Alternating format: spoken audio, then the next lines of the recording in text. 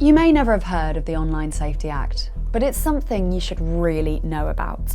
It's been rumbling along in the background for literally years, and it's changed and is changing the way you are policed and the way you experience the internet. This groundbreaking piece of legislation gives Ofcom an expanded role to help achieve a safer life and a safer environment online. The Act was passed by the previous Conservative government in 2023. But before I explain what's covered by the Online Safety Act, I have to tell you why it came about and why we need it. So it all began with the Online Harms Policy Paper in 2019, which found that 2/3 of adults in the UK were concerned about content online, and almost half said they'd seen hateful content in the past year. The paper referenced the then recent New Zealand mosque shootings, which killed 51 people. The perpetrator published a manifesto online and live-streamed the attack on Facebook. The then government concluded at the time, if we surrender our online spaces to those who spread hate, abuse, fear, and vitriolic content, then we will all lose. The new Online Safety Act applies to search services and to social media. It's going to be enforced by Ofcom. Now, the Act has been gradually coming into force since 2023, and one of the two most important parts is going to come into force in the summer. That's the children's codes. Basically, these new powers are going to arrive that should help ensure platforms have systems in place to prevent children from encountering harmful content. In order to do that, Ofcom's going to ask tech companies to bring in age checks where necessary. One way these age checks could work is basically you'll have to identify yourself, like the way you have to identify yourself to get into your online bank. Ofcom also recommends platforms look at their algorithms, because kids may not be searching for harmful material, but after a while scrolling, they could be led down a path where they see harmful material. Now, this change has been dubbed taming the algorithm.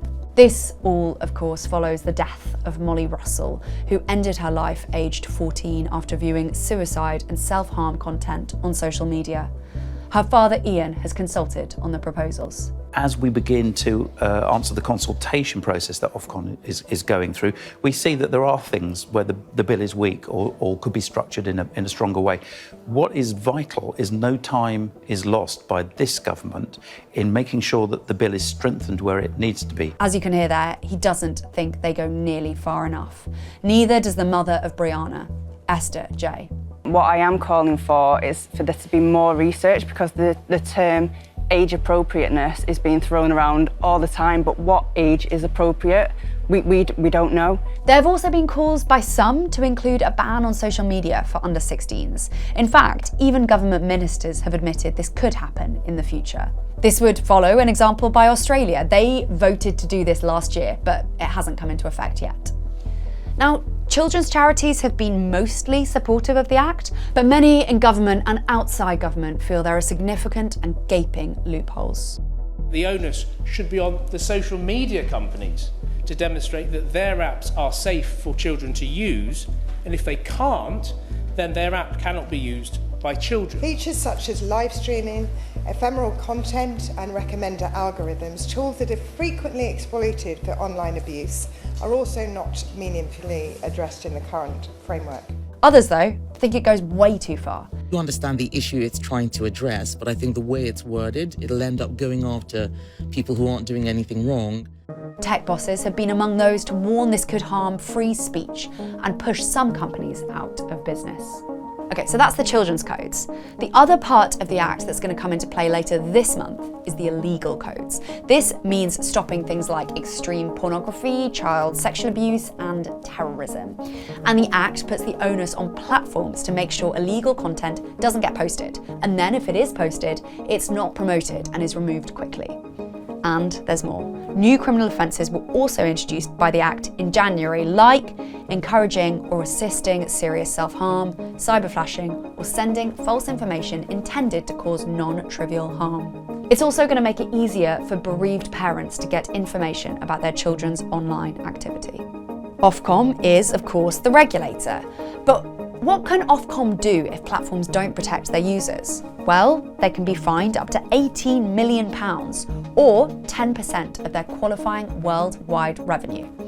Or criminal sanctions can be taken against senior managers, and criminal liability can also be taken. And if all that doesn't work, well, Ofcom will be able to stop platforms generating money or being accessed in the UK.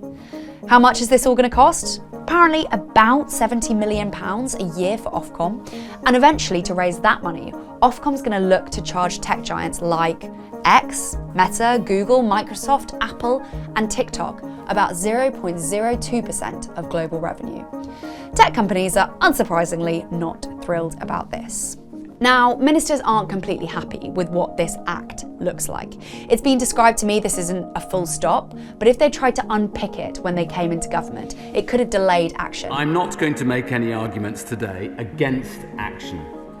I think that that's an important point that the House needs to recognise, that everybody accepts that action is inevitable in this sphere. So they're effectively waiting to see what happens when it comes into force to take action. Some have called for an Online Safety Act too, but others in government say it's more likely this will have annual updates. What remains to be seen is how many of the social companies actually implement the safety measures laid out in the Act, and how much of this actually works.